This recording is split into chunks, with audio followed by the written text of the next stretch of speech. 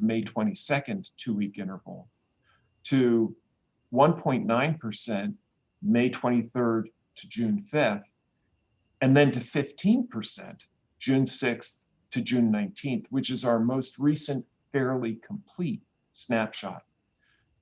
Now, looking at emerging data for the next 2-week period, which is June 20th to June 3rd, which of course is incredibly preliminary, that early data is pointing to another substantial increase, likely more than double the 15% we saw in June.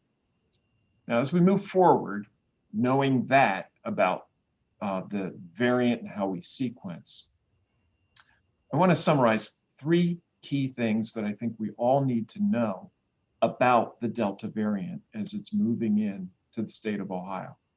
First, Delta is highly contagious, and it spreads exponentially fast almost anywhere it has gone.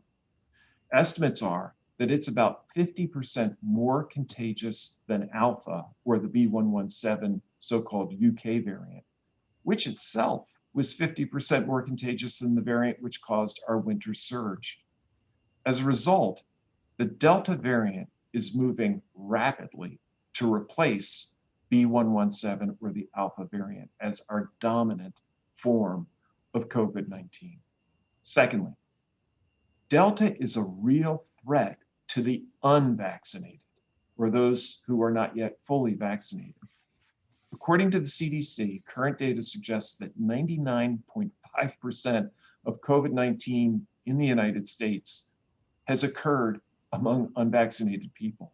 And experience in the UK also suggests that those who are younger than 50 may now be more than twice as likely to be infected. And this actually makes a lot of sense when you consider the very high vaccination rates among those older than 50 that are present both in the UK and here in Ohio. And according to a recent Lancet study, Delta is much more likely to cause someone to be hospitalized if they're unvaccinated than the Alpha variant was. So the reality is we now have 2 Ohios, an Ohio that is vaccinated and protected on the one hand, and an Ohio that is unvaccinated and vulnerable to Delta on the other. Looking at places like Missouri, which have been dealing with high rates of the Delta variant, it appears that communities with low vaccination rates are at particular risk of what have been called hyperlocal outbreaks, concentrating the devastating impact of this disease in those communities. And lastly, vaccination remains our best defense, and in fact offers excellent protection. All 3 of the vaccines offer very high rates of protection against Delta hospitalization and death. And while yes, there are potential side effects from vaccination, just like there are from any antibiotic or any medication, those risks are small indeed compared with the risks of COVID-19 for people of any age. Now, joining me today is Dr. Andy Thomas, Chief Clinical Officer of the Ohio State University Wexner Medical Center. And Dr. Thomas, I'd like to turn to you because we're hearing reports that the Delta variant is more contagious and perhaps more severe. What are you seeing in your hospitals? And are you seeing that hospitalization is happening more among the unvaccinated? Good morning, Dr. Vanderhoff, and thank you very much for having me here this morning and representing the zone leads on the call this morning. So first of all, I agree with everything you've just gone through in terms of your summary of the Delta variant, the importance of vaccination, and the potential impact of the Delta variant on those who aren't vaccinated. I think the key message that I describe to my patients and to individuals and groups that I speak with is the way the virus is transmitted from my mouth or my nose to your mouth or your nose is still the same as it was before. But what the Delta variant, the difference for the Delta variant is it takes less of the virus going from my mouth or my nose to yours to potentially infect you. So the route of transmission of the virus is the same. So it's the same things we've been talking about that have protected people all along with either distancing or masking. For those that are unvaccinated, there are some things they can do to reduce their risk, especially for those groups of individuals who aren't eligible to be vaccinated, i.e. those that are under age 12.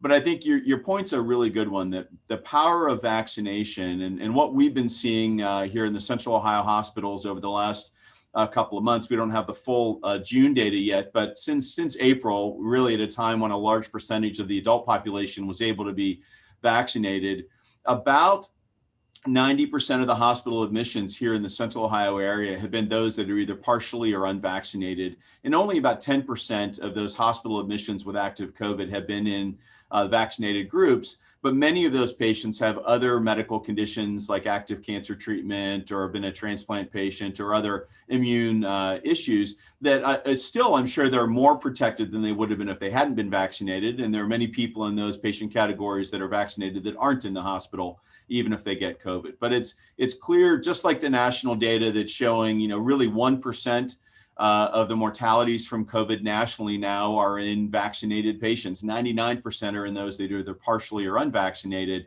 I think that the Delta variant just makes the case even more clear for the importance of vaccination to reduce your risk of getting a more contagious virus. And to some degree with the Delta variant, this is to be expected. This is the same thing that you and I and others were talking about with some of the folks on the call today in the press back in February and March, looking at the UK variant that was more contagious, out-competing other versions of the virus. And by late April, early May, we had really the UK variant becoming the predominant variant in the state of Ohio. We're seeing the same with the Delta variant now, where we're seeing this doubling time over each 2-week period to the point that it will eventually become the predominant variant in the state. So I think in terms of hospitalization, which was one of your questions, we are seeing a slight rise over the past 7 days. I think some of that rise is most likely a small bump in cases coming out of the July 4th holiday that we're now seeing those cases become hospitalizations.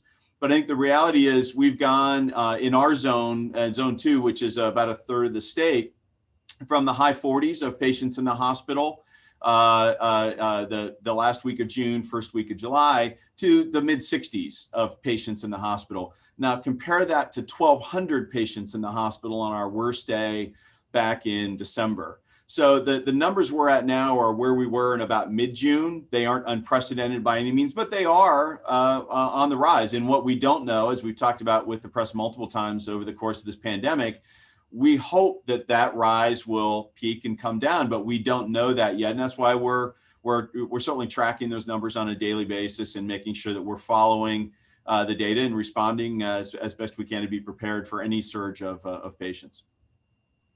Thank you very much. We're also hearing a variety of reports nationally about various trends that are impacting hospitals and health systems in different parts of the country. What else would you say about what our hospitals and health systems are observing about COVID-19 activity in Ohio relevant to the stories we're hearing nationally? Well, I think many of them are consistent. I think part of the good news of the vaccination stories, if you look at those that are most vulnerable and highest risk in our state, even though we're sitting just under 50% total for vaccinations of our population, if you take out those under age 20 from both the numerator and the denominator, we're sitting closer to 60% of individuals that are vaccinated. That's a very, I think, good number compared to many, many other states around the country. But if you look at those over age 60, we're well over 70%. And those over age 65, we're over 80% of those patients being vaccinated. So when we think back to the November, December timeframe, and even into January, before we had vaccine widely available to the general public, we were seeing large numbers of elderly patients being admitted to the hospital when they contracted COVID. Luckily, our treatments were different than they were in the spring of 2020. We had new medications, new ways to deliver oxygen, and our outcomes have been better, even during the peak of the virus, than they were the spring of 2020. But I think what we're seeing now is, with a lot of older patients fully protected by being vaccinated, we're seeing fewer of them being in the hospital, which is great news. Even if they are contracting COVID, if they're vaccinated, they're less likely to need to be admitted. So I think the trends we're seeing are relatively similar to other trends nationally. But certainly, to your point earlier, there are some hotspots in certain states around the country where there are high percentages of unvaccinated patients. And I think we need to keep an eye on that in Ohio as well, since there are some parts of our state that have higher percentage rates of vaccination than others. But my hope would be those individuals at high risk will have taken this seriously, will have taken the opportunity to roll up their sleeves and protect themselves and their loved ones to reduce that risk of hospitalization, being in the ICU, or unfortunately passing away from the virus. Well, thank you very much, Dr. Thomas. So in short, the good news is that our current vaccines are effective against the Delta variant.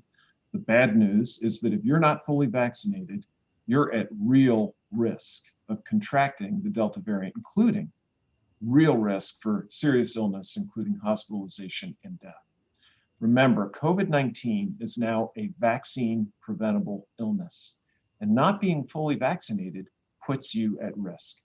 The best thing any of us can do to protect ourselves and those around us is to choose to be vaccinated. Bottom line is, when there are more people who are vaccinated, there are fewer people who can carry this virus, and therefore more of us enjoy the protection. Time also is of the essence. Remember that if you get a 2-dose vaccine, it can take 5 to 6 weeks for you to be fully protected. Your first dose, followed by your second dose 3 to 4 weeks later, and then full protection a couple of weeks after that. With fall and cooler weather approaching, we need to prepare, and we need to protect ourselves now. The COVID-19 vaccines are thankfully widely available and accessible, and there's really no need to wait.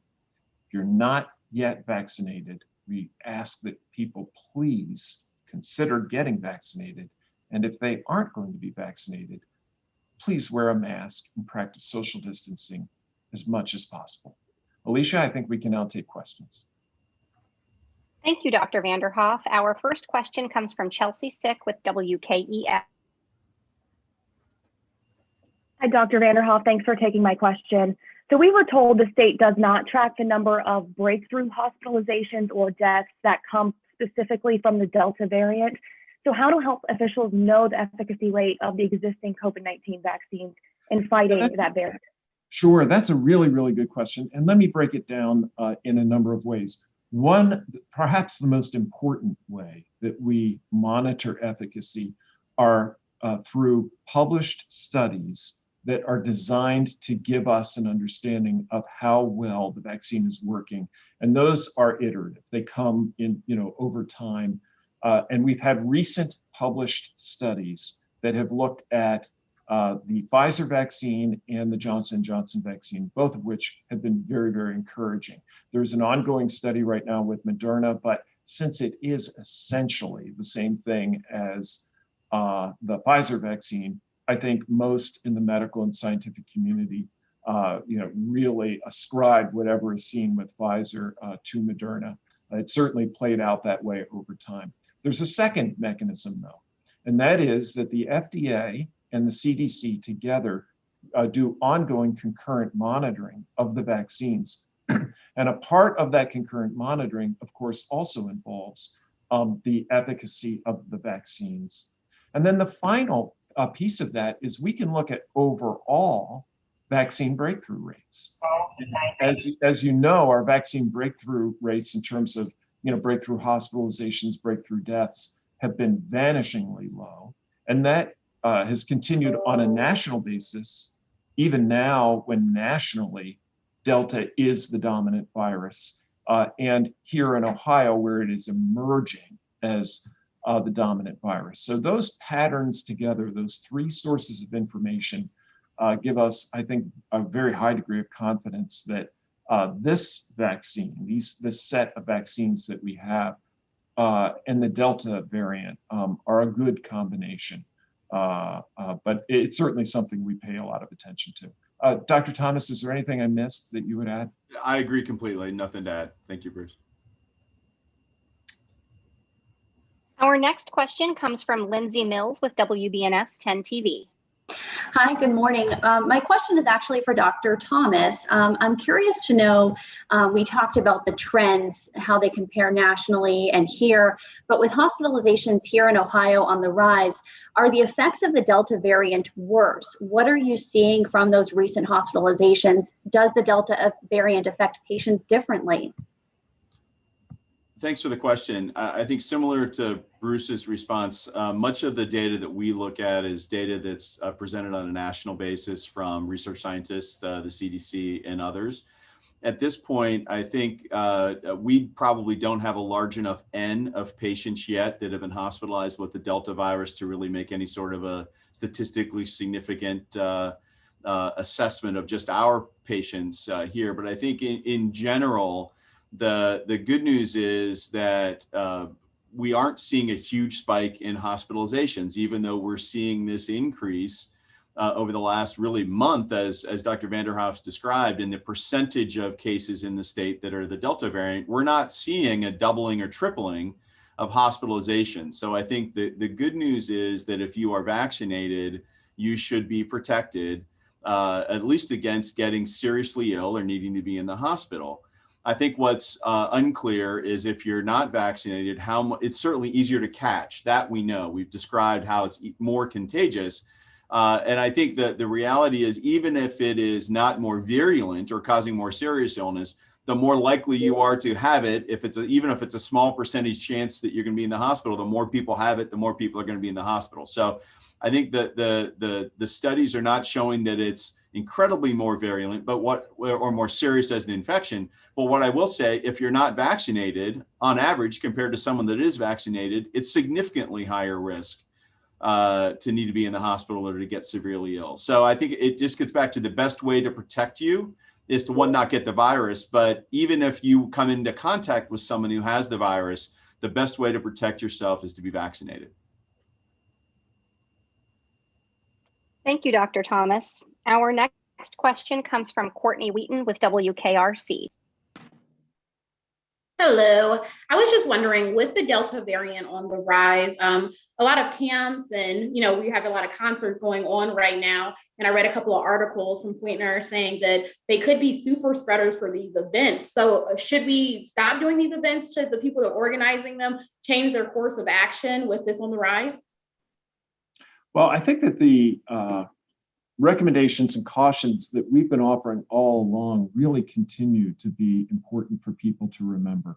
Of course, the best thing that you can do, and as Dr. Thomas shared, among those who are 18 and older, the majority of people have chosen this path, which is get vaccinated.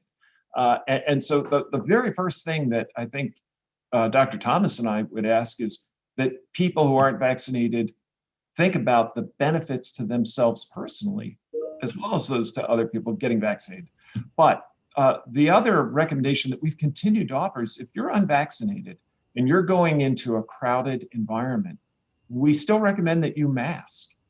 Masking is a good step. We know that masking works. It helps reduce the ability of me to project virus to you or vice versa. And so we would encourage people who are not masked and going into crowded environments to wear a mask. The third thing that I'd point out is that this variant, it does not spread well out of doors, just like the variants that have preceded it. So fortunately, many of our concerts and gatherings this time of year are out of doors, and that's something that does give us as health providers and health officials a level of confidence about what's happening. But we want to remind people the basics still matter, and masking and trying to maintain distance is still prudent and advisable if you're unvaccinated. Yeah, Bruce, I think the only thing I might add is I think you're right in that distinction of if you're not vaccinated and you're going to one of those types of events, you really should mask. And even though you're exactly correct that outdoors, the risk of spread is far less than indoors, at an outdoor event where you cannot control your environment. So think about some concerts you go to where there are people standing in really close proximity to each other. That pretty much approximates being inside. If you're in an event where, you know, there's a good spread because if people are on a blanket, or you're going for a walk in the neighborhood with your neighbor, those aren't the risks we're talking about. We're talking about outdoor risk where you can't control your environment. People are in very close proximity to you. If you are unvaccinated, that's not a very safe environment, especially if you're not masked.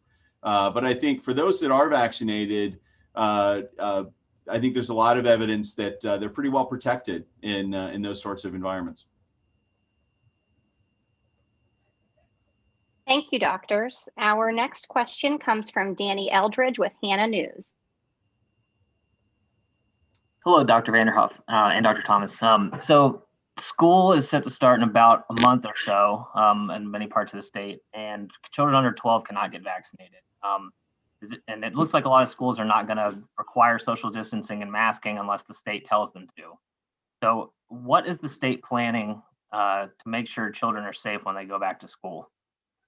Well, we are following right along with the CDC in recommending that people continue to apply the basics that we know worked, because they worked in the previous school year, which was a time before we had any vaccination which was available. And that simply is that if you are not vaccinated or able to be vaccinated, the safest bet is for you to mask and maximize distance. And we were very successful with that here in Ohio in our schools this past winter. So I think that the good experience is there for us to learn from, and we are continuing to encourage that people apply those lessons from our recent past.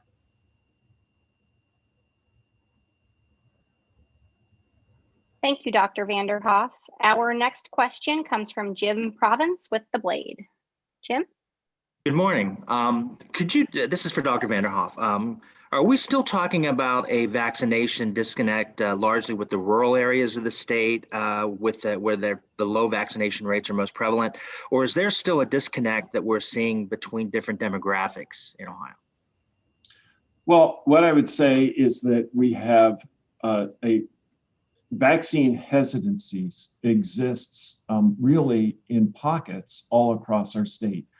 As I look at the vaccine data and the vaccine data that we publish and break that down by county, it is clear that some of our highest vaccination rates are in our metro areas and the immediate suburbs of those metro areas.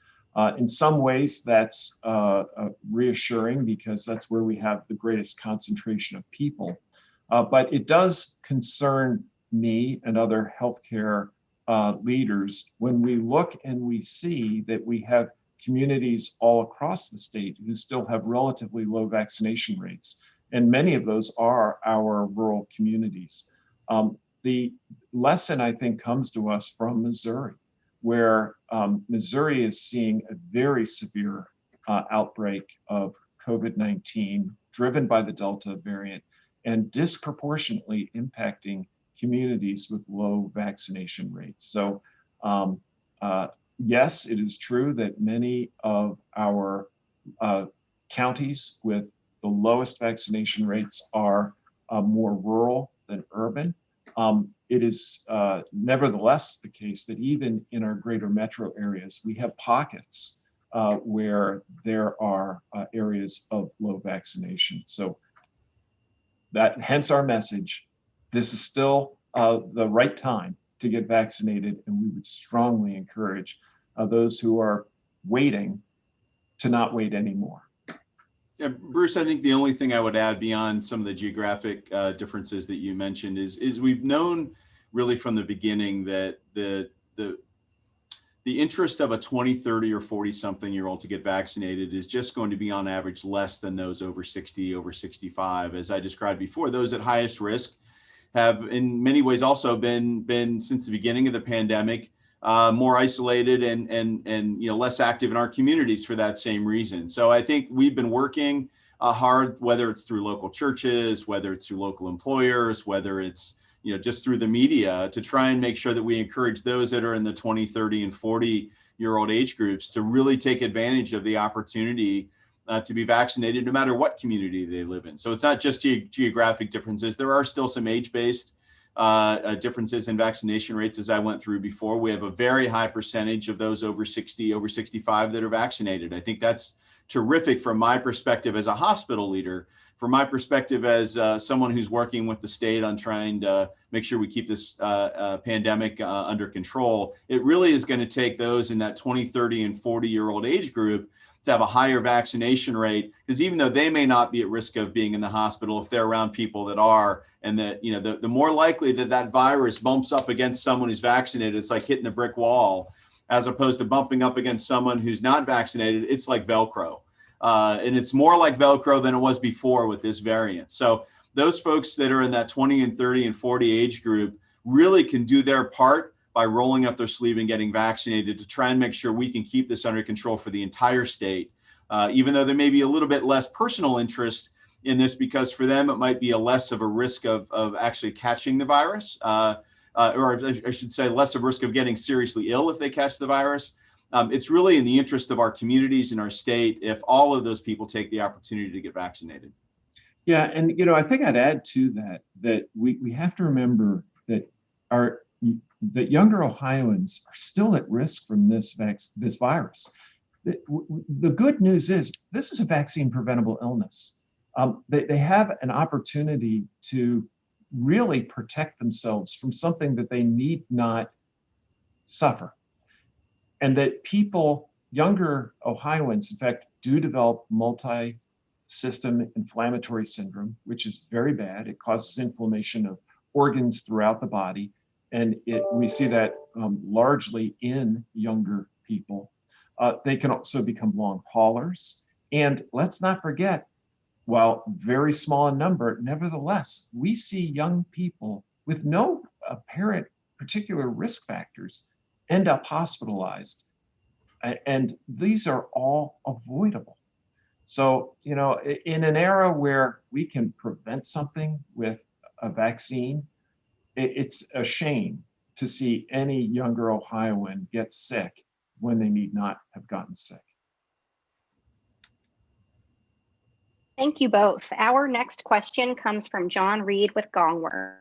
Good morning, doctors. With Delta being more infectious, more easily transmitted, what's the risk of someone who is vaccinated not being asymptomatic and transmitting this to someone who's not vaccinated? Well, I think there's a good news story there as well. Of course, most vaccinated people won't even become sick with COVID-19, whether from Delta or any other variant. But we do know that there are instances where vaccinated people, as is true with any vaccine, can develop some mild illness. But here's the good news. The recent emerging research, and I believe the CDC director commented on this recently, the recent emerging research really tells us that the viral load that we're measuring in those people is really not very high, which means that we don't believe they're generating enough of a viral load to really be very contagious. Moreover, when we're looking at a population level, it doesn't appear that vaccinated people are the people who are spreading this variant and this virus, all of which points to one more favorable indicator about the vaccine.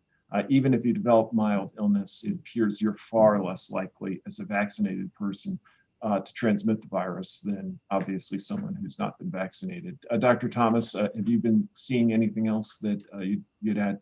I have nothing else to add. I agree with what you said completely. Our next question comes from Anna Huntsman with IdeaStream. Good morning. So we've been talking about, low pockets across the state where or in other states, there are pockets where there seems to be a lot of spread driven by Delta. We've also talked about some counties in Ohio appear to have low vaccination rates, and that could be a concern. So I'm curious what you can share about what we're seeing with those upticks that you were talking about in cases and spread, and if those are in certain regions. Obviously, we don't have the public health advisory anymore to kind of look at that for ourselves. So I'm curious what you can share about, where we're seeing some of the spread happening regionally in the state, and if that seems to be driven by low vaccination rates. Well, fortunately, and you can tell from the numbers I shared at the beginning, these are still very low numbers. It's simply concerning to us that after a long period of watching the numbers decline, we have seen them not only level off for a few days, but actually begin an upturn. But it's not, we just simply don't have enough numbers yet of positivity or of hospitalizations that it's enough to point to any kind of regional or highly specific trend. So this is really us, I think, providing an early warning in the context of what we're seeing nationally, where there are other parts of the country that are seeing a very significant upturn. Ohio sits in a region of the country that has been slower to see the advent of Delta. So I think that we have the benefit of watching other regions of the country and have a forewarning of what is likely to occur. Now that we're seeing this very early uptick, it's all the more reason for us to be aware of what Delta has done elsewhere and likely how it will behave here in Ohio, which is it will move rapidly through the unvaccinated population. Yeah, Bruce, I think the only thing I would add, even though the color-coded map is no longer being produced, the state still does produce the county-specific data over a prior 2-week period for cases per 100,000 individuals. And if you look at the last data, which was through last Wednesday, the state was, I think you referenced this earlier, Bruce, was at about 19 cases per 100,000 individuals. If you look across our 88 counties, that ranges from a high of 85 cases per 100,000 people in our highest county, which was Clinton County, down to a number of counties that are under 10 cases per 100,000 over the past 2 weeks. So there is a variation, but I think it's, to Bruce's point, I think it's a little too early to say that we have a significantly major difference between our regions of the state. But I think if we, much like we used to talk about with China, Italy, New York, we see what's happening in other states. We see the trends that are happening in other countries related to these pockets of unvaccinated individuals. And I think really part of why I think we're here today is to just reinforce with those in our state that have so far chosen not to get vaccinated, that really they need to rethink their approach, and that as this variant comes and is more contagious, whether you live in a rural or an urban area, you're at risk. Thank you both. Our next question comes from Brian Hamrick with WLWT. Yeah, I appreciate you guys taking the time out in the question here. Very quickly, two things. How do we know whether the rise that we're seeing here is from a surge because of activities over July 4th or the Delta variant? Can you separate that out at all? That's the first thing. The other question I have is, with half the people unvaccinated, what is the risk? What is the potential for a new variant that is not yet out and is maybe more dangerous, more resistant to the vaccines? And is that concern on the radar? Yeah, so I'll start by hitting both those and then turn it to Dr. Thomas.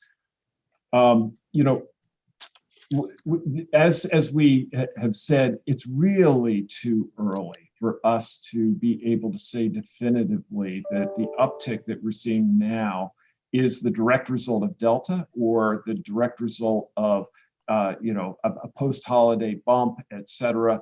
It could be both. It could be that plus other things. But what we can say is this: look, context matters. And as we are looking around the world and around the country, we're seeing that where Delta has gone, Delta has driven significant upticks.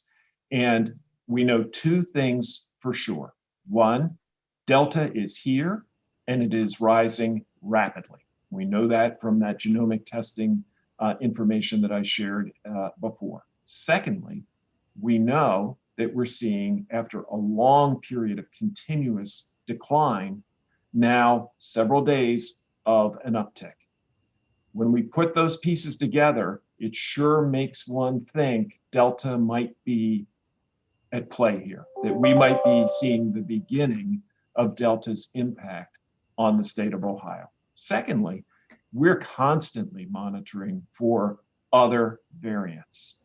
And, for example, Dr. Thomas and I were talking just yesterday about reports in some of the national literature about emerging variants from other parts of the world. There's a Lambda variant that's been reported on down in South America. It's the one among many variants of interest. And if you look at the CDC site, you'll see that they list a number of variants of interest. There are others. And people like me and Dr. Thomas watch those very, very closely. However, I'd say at this stage in the game, it's very premature to make any conclusions about any of those. But we have some good track record, some good news that we can look at as the variants have hit the United States, and they have been experienced by people here in this country. Our vaccines have held up extremely well. And so as that happens over and over again, now happening with the Delta variant, it really does create a greater sense of confidence for us about the quality of the vaccines that we have, which I think are very, very good. Dr. Thomas, would you add anything? I agree 100%, Bruce, with what you shared. Thank you. Our next question is from Jess Harden with Mahoning Matters. Jess? Hi, thanks so much for taking our questions today. Obviously, you've outlined the dangers of the Delta variant to the unvaccinated, but are you recommending any changes in behavior for vaccinated people, given that there have been breakthrough cases and that vaccines obviously aren't 100% effective, and especially in terms of summer travel and other things like that? Yeah, I think that the good news is that the vaccines have really proven to be incredibly protective for people. And my recommendation would align with that of the CDC. If you're a vaccinated individual and you're now fully vaccinated, unless your personal physician has advised you otherwise due to the specifics of your medical condition, which may be perhaps an underlying immune problem that you're known to have. But for most people, vaccination is outstanding protection. And I think we remain very confident that if you're vaccinated, you can really pretty much go about business as usual. However, if you're unvaccinated, what we're saying is, look, the risk just keeps getting greater and greater. And Delta is the latest variant on the block. Others will come. Mask, maintain distance. Those are really important steps. But please think about getting vaccinated because it's your best protection.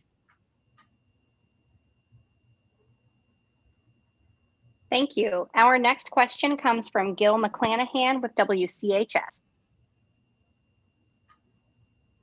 There we go. Hope you can hear me now.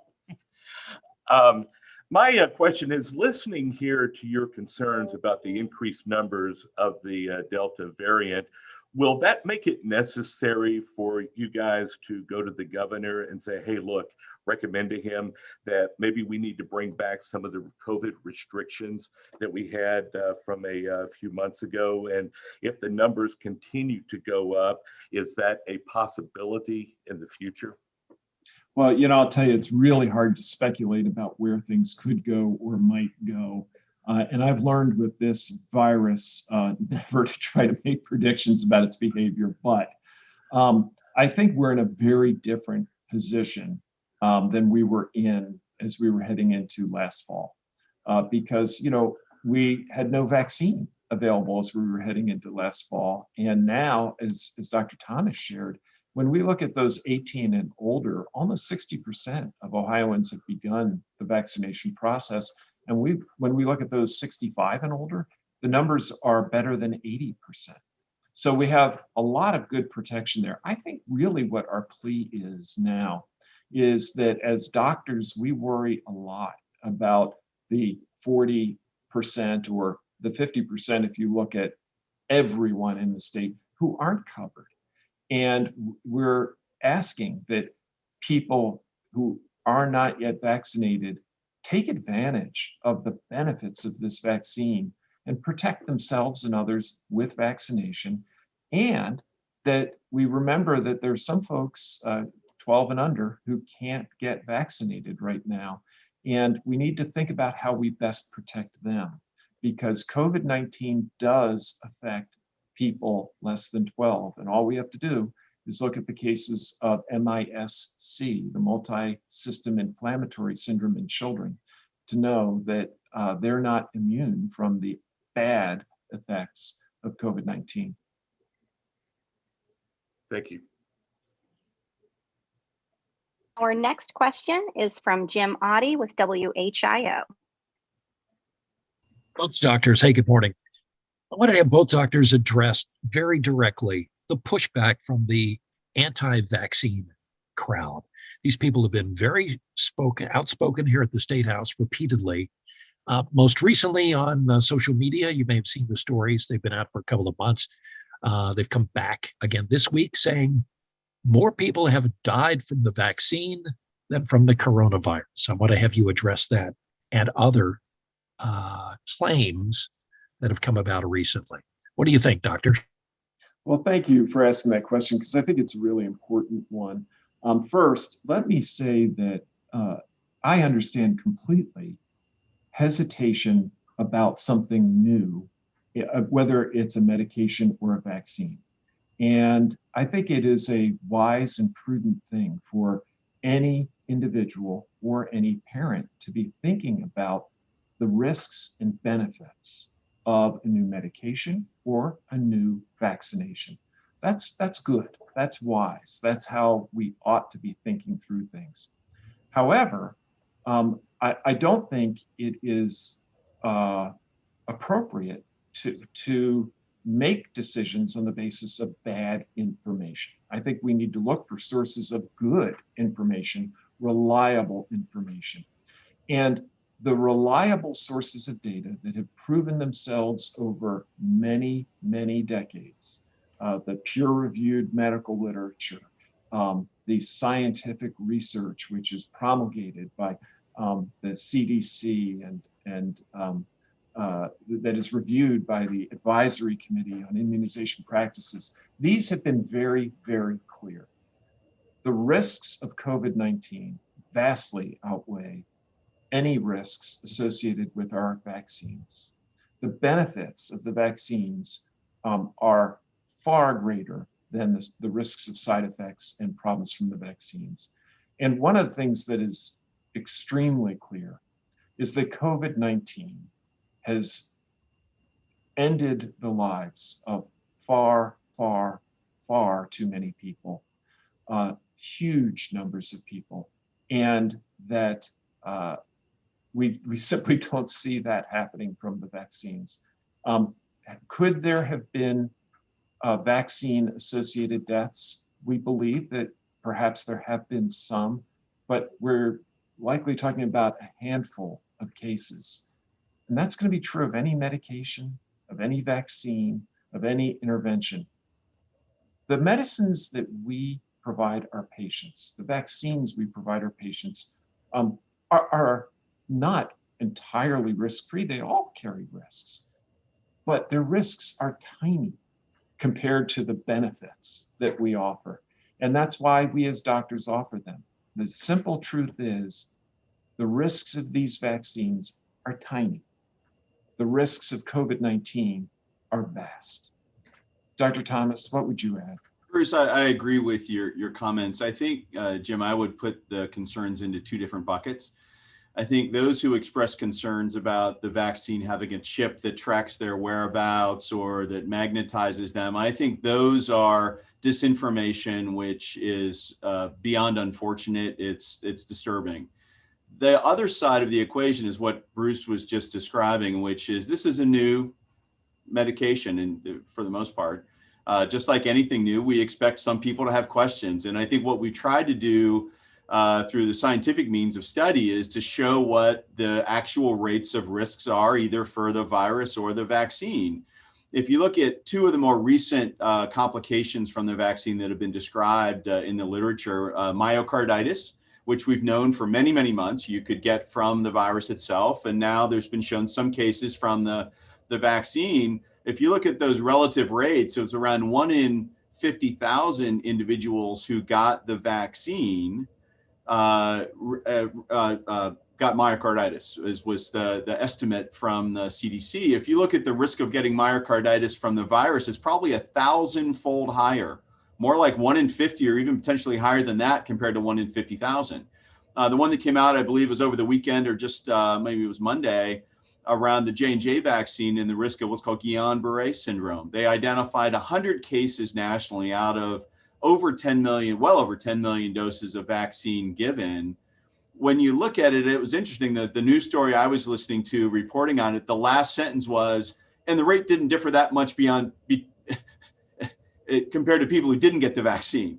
Because you can get Guillain-Barré syndrome from getting bronchitis, from getting a sinus infection, from getting anything. Any sort of infectious illness can cause a very low risk of a serious complication. So I think that I would put the hesitancy really, like I said, into those two buckets. The first bucket, where it's just disinformation. It's clearly things that are irresponsibly being put out there by individuals where there's really no basis in fact. The second group, where there's hesitancy around some of these potential complications from the vaccine, those are being studied. They're being tracked incredibly well by the CDC in terms of the risks. And I think when you compare those risks to the risk from the virus itself, there's no doubt in my mind, as Dr. Vanderhoff has described, that the vaccine is far safer than walking around unvaccinated. And once again, the Delta variant just raises that risk for the unvaccinated as we move forward.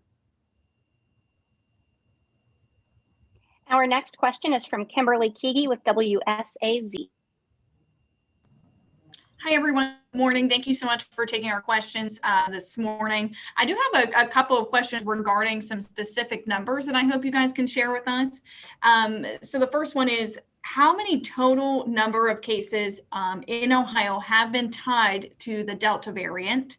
And then my kind of follow-up question to that is, can you give us an exact number of those who have a case tied to the Delta variant, a number of people who were vaccinated, and versus the number of people who were unvaccinated, who had a case tied to the Delta variant? Thank you. Yeah, I'm sorry, I can't give you those numbers. I don't have them immediately in my head. We can certainly share information about the number of tests that have been sequenced and have shown the Delta variant.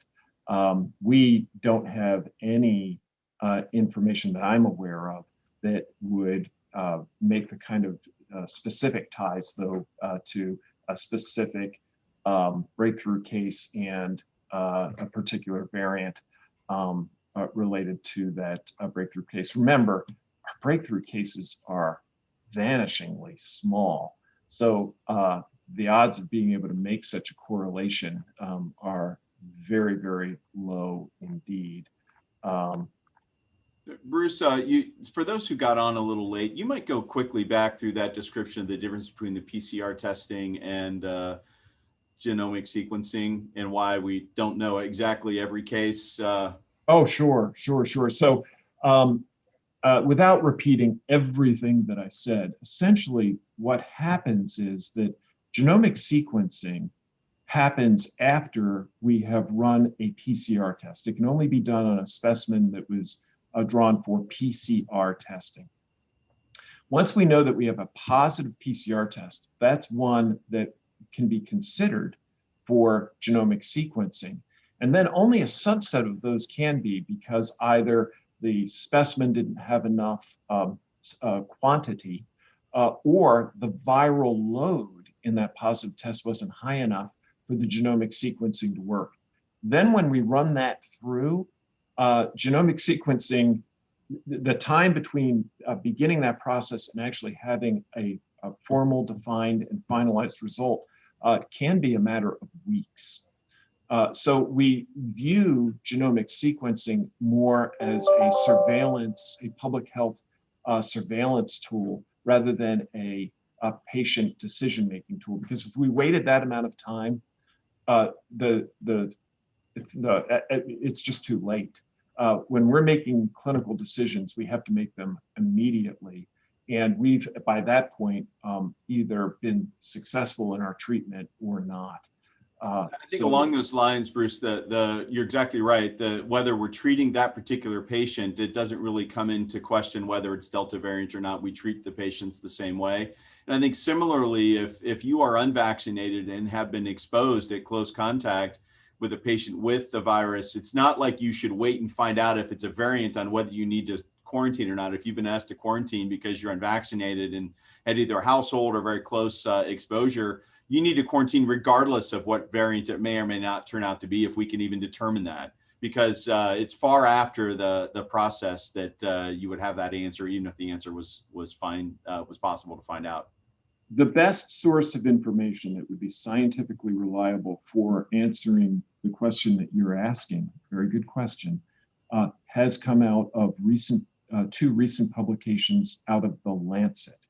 So I'd encourage you to take a look at the Lancet from the past month or so, and you'll see there are two very good studies that I think really get at your question and allow us to feel fairly confident that not only is our current vaccines very effective, but also that some of the conclusions we're drawing about this variant and its impact on populations have some scientific basis. You both. Our next question is from Karen Kassler with Ohio Public Radio and Television.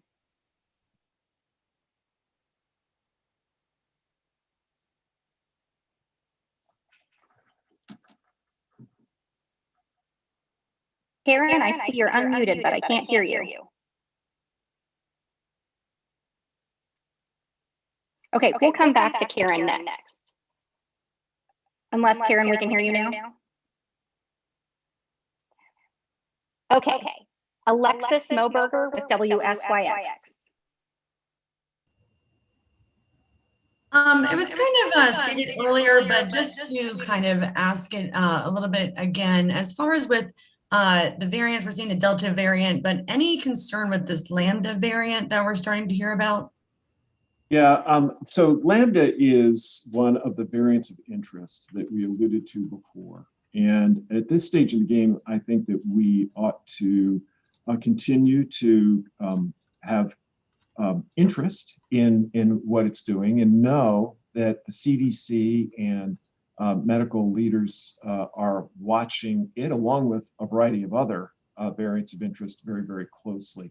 The problem with drawing much in the way of conclusions about that particular variant is that while it has caused a lot of illness and has caused rapid spread down in South America, its impact has been geographically very circumscribed, and the population has a very, very low rate of vaccination. So it's hard to draw too much in the way of conclusions about that at this time, but rest assured it's among the variants of interest that all of us are watching closely. Thank you. Our question from Karen Kassler came through in the chat, and that question is, has anyone at ODH talked to the governor about the bill that has a provision that would ban public hospitals and universities from mandating COVID vaccines? Well, certainly I'm aware of that provision, and I think I understand, I recognize some of the concern for why that found itself into legislation, that language. And I think that we can reiterate that there is not, nor has there ever been, an intention on the part of the department to mandate vaccination. We've never taken the stance that people would be compelled to be vaccinated. I think our message is, and has been, and will continue to be, look, vaccination offers incredible benefits. It is, from a public health perspective, from a personal health perspective, unquestionably one's best option in the face of a highly contagious virus that just continues to be more contagious over time. So I think that's it in a nutshell. Thank you. Our next question is from Josh Rotenberg with Spectrum News. Thank you for taking our questions. I'm going to go back to the pushback from the anti-vaccine crowd. This has been going on for close to a year and a half, this pandemic, and a number of people in Ohio did not want to wear masks. They certainly do not want to get vaccinated.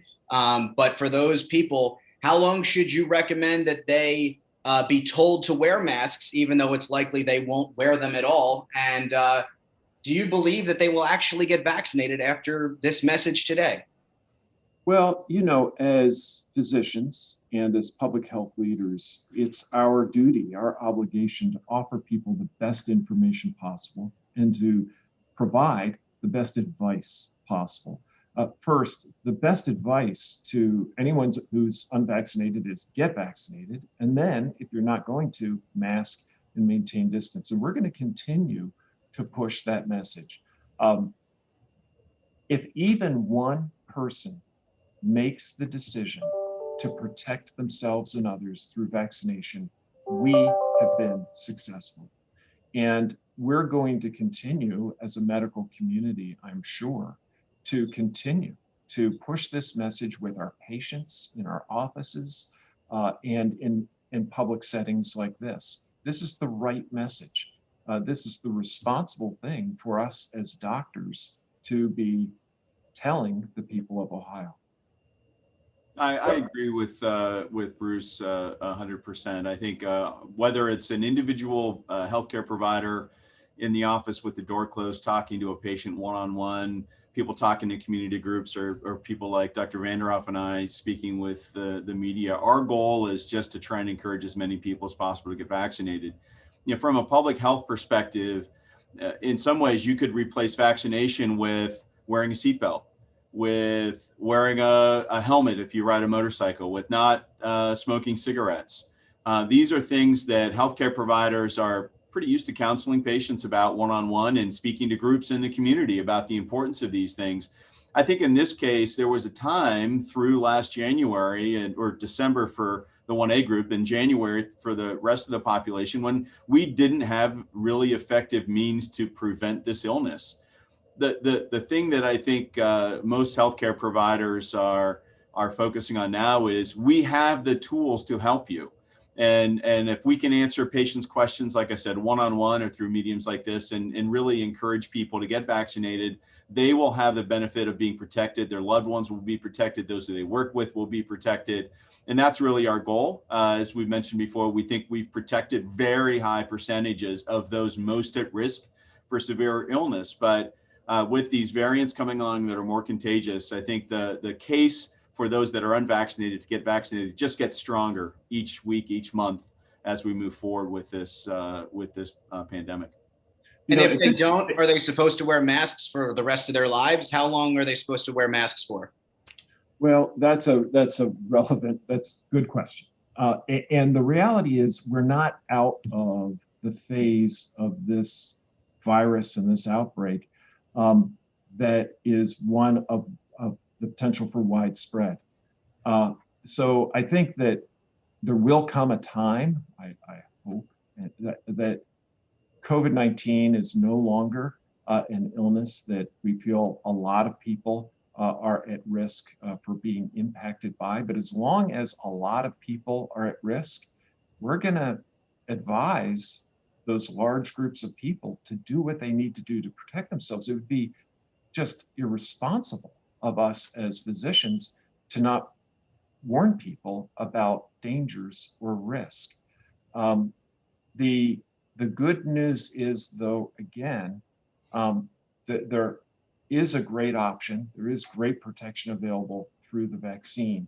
And we're really encouraging people to consider getting vaccinated.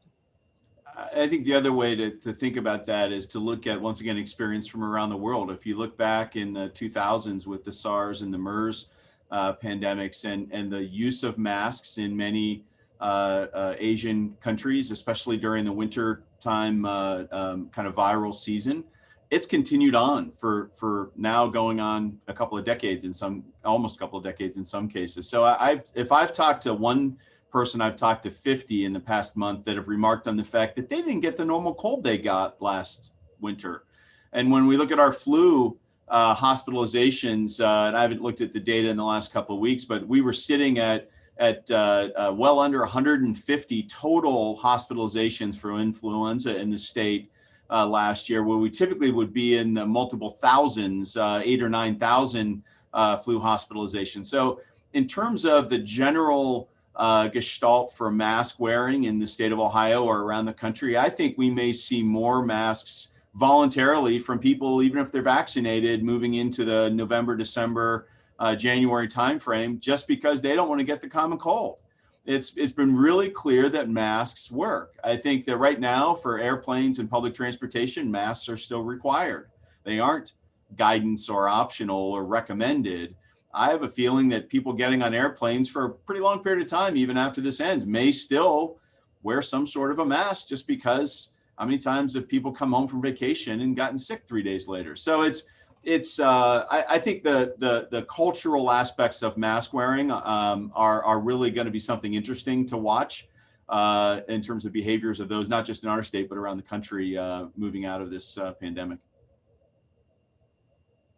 Thank you. We have just a few questions left, doctors, and the next one is from Alan Henry with NBC4. Good morning, doctors. We've heard these teases of a second statewide vaccination incentive program, and obviously don't expect you to announce that this morning, but could you share any details, maybe when you say time is of the essence, maybe a timeline on that, or the importance of these programs with the context of the Delta variant and what you're seeing in the numbers? Well, I really can't comment on any incentive programs, but what I appreciate your mentioning the time being of the essence. I think what Dr. Thomas and I and other physicians are looking at, and the message we want people to receive, is that this is really an ideal moment to go out and get vaccinated if you haven't yet, because we're heading into that fall time period when we know all respiratory viruses get more active, and we've got Delta on our doorstep here. It's already pushing towards being our dominant form of the virus. And if you get vaccinated, it takes a period of weeks before you're really well protected. So you've got to think ahead with this, and now is the time to get vaccinated. Thank you. Our next question is from Max Philby with the Columbus Dispatch. Afternoon, doctor. Good morning, doctors. Hope you're both doing well. There was a report out last week that said that if Ohio continues at its current pace, I think we wouldn't reach 70% vaccinated until May of 2022. So I'm just curious what your thoughts are on that and how we might really be able to speed that up. Thank you. Well, I think that we're always interested in ways that we can convince more Ohioans to make the decision to get vaccinated, because we really believe in the benefits of this vaccine. I am both encouraged by the numbers that Dr. Thomas and I have referenced thus far, but also concerned about the opportunity gap that still exists. The challenge is that right now, with what I've repeatedly described as a vaccine preventable illness, every illness we see, every hospitalization, every case of MIS-C, every long hauler, every death is one too many. It's tragic for us as doctors to see people get sick with something that we know is preventable. So that message, I think, is one that we're going to continue to share, and we're going to continue to encourage people to consider this as their best option. I think the only thing I would add to what Bruce said, Max, would be when you look at that group from age 0 to 12, obviously that's a group that's not able to be vaccinated now. I really applaud the CDC, the FDA, and the vaccine manufacturers to make sure that they are, double checking all their numbers before moving lower than age 12 for vaccinations, given that younger people tend to tolerate the virus better. I think the benefit case for vaccination for those individuals is a little bit less than someone who's 80 years old. But I think that's one of the other, next steps that's going to come at some point later, potentially this calendar year, where we'll see a whole nother group of individuals become eligible for vaccination. And that's probably beyond the things that Bruce described. I think the next, big kind of ratcheting up step of those numbers. When you look at folks between 12 and 18 or 12 and 20, we're at 380,000 of those individuals that are vaccinated today based on between 12 and 19, 380,000 individuals vaccinated. And I think if we were to go from 6 to 12 and have a similar size group of individuals vaccinated, that's going to be a huge help to push us as a state overall to that 70% number. But as we described earlier, when you're looking at those over age 60 or over 70% already, and those over age 65 or over 80% vaccinated, I think those at most at risk have really been well protected by the effort so far. Thank you. Our final question is from Jake Zuckerman with Ohio Capital Journal. Good morning, doctors. I wanted to ask about the vaccination rate. We're about 7 months into the rollout, and we're still short of 49% vaccinated in Ohio, and it's slowing down every day pretty consistently. Should institutions like colleges and employers begin to impose vaccine mandates on their students and staff? Thank you. Well, first, an encouraging note.